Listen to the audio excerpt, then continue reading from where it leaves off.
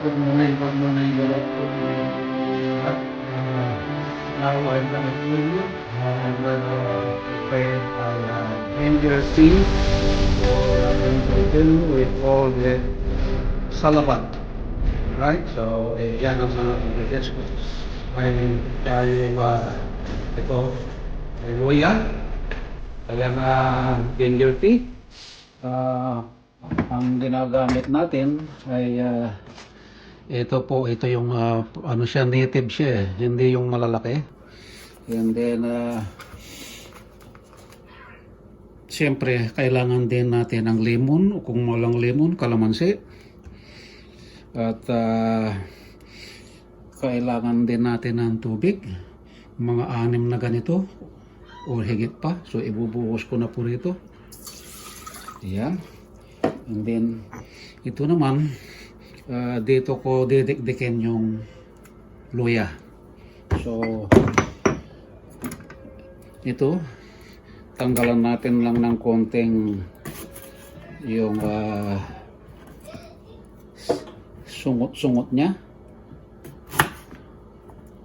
Yan po. So bali yan po ang gagamitin nating luya sa 5 to 6 glasses of water. So i-slicein lang muna ng kanon. Ganyan po. I-slicein ng manipis. Tapos pwedeng pitpitin lang, pwede ring hindi. Ayan po. Ano lang gagawin. So ilalagay po natin dito.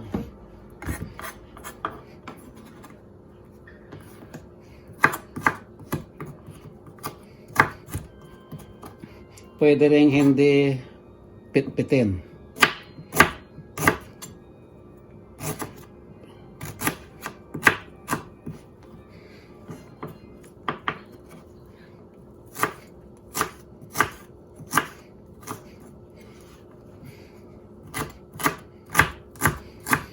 Pwede rin i-blender.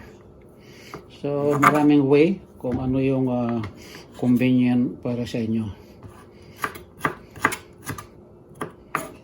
Ayan po.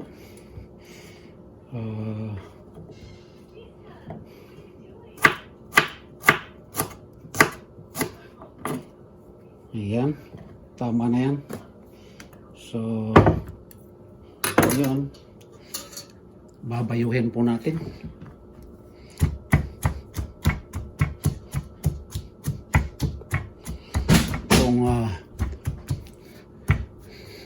Kung blender, mas okay. Tamad na akong mag-blender kasi kakaunti lang naman. Gamit lang for ito gagamitin ng for 2 days. Pagka tapos na pakuluan mamaya at malamig na yung gagamitin para sa kinabukasan, ilagay na lang sa fridge, sa ref. Ayan po. So bali isa na yung andyan kanina. So gagawin natin 5 or 6 glasses of water. Ayan po, 2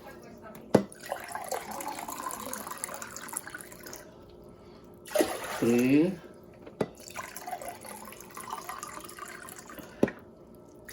4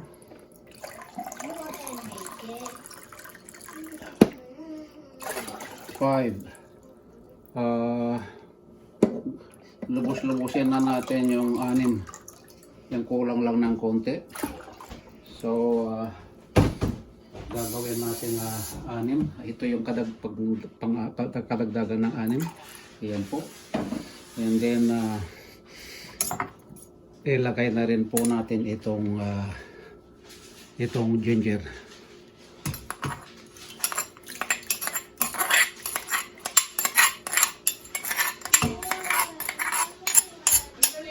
Ayan po. At iyan ay pakukuluan natin ng 15 minutes. Okay, kaya medium high, not medium low, medium high. Wait, I need to garbage.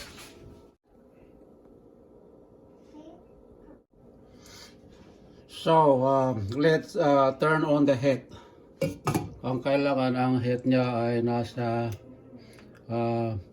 high muna. I-high muna natin. Once na kumulo, may medium high natin. And ito ay in 15 minutes. Alright, so balikan kita mamaya.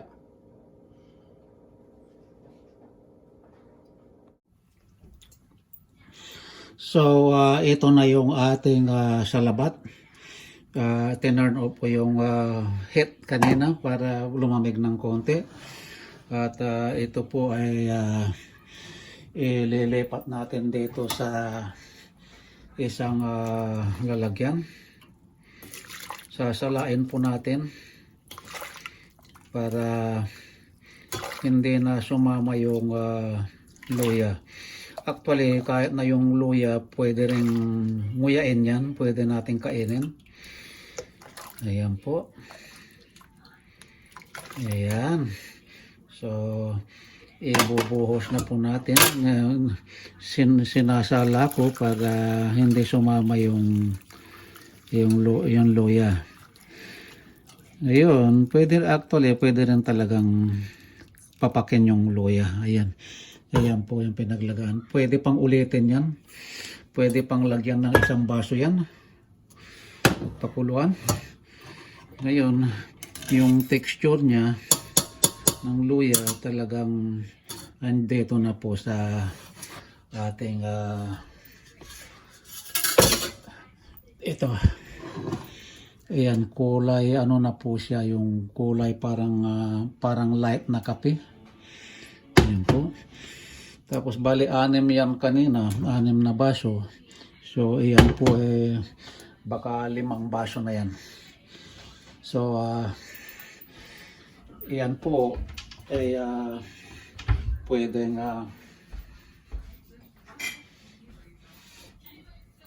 pwede po nating ano ito yung lagyan ng either honeybee, kung may fresh honeybee, yung organic honeybee, pwede rin po. Or pwede rin lagyan ng konting brown sugar kung gusto nyo. And isa pa na pwedeng ihalo dyan. Para sa akin, ang pinakamasarap ay yung calamansi juice or lemon juice. Kaya dito may mabibiling calamansi, yun nga lang frozen. So, kaya ang ginagamit ko, ito na lang po ang yung katas ng lemon juice. So bali yung kalahati nito, dito ko po ipipiga sa ginger tea. At yung kalahati sa susunod. So ito po ang aking ginagamit, lalo na pagkataglamig na ang panahon. Ginger tea with lemon. Ayan po. Kaya nang sinabi ko, nasa inyo po yun. It's your choice kung ano ang ilalagay nyo. Ayan, dahil medyo malamig-lamig ang panahon, kahit na spring na, so I need ginger tea. Kaya sana po kung nagustuhan nyo ito, dahil na ito ay napaka bisa po sa ating katawan. Nakakagamot ng nakakatulong sa pagtanggal ng pangangati ng lalamunan. Ayun. Pag inuubo, pwede rin. Ito na po. Ayan, pigain yung buong kalahati.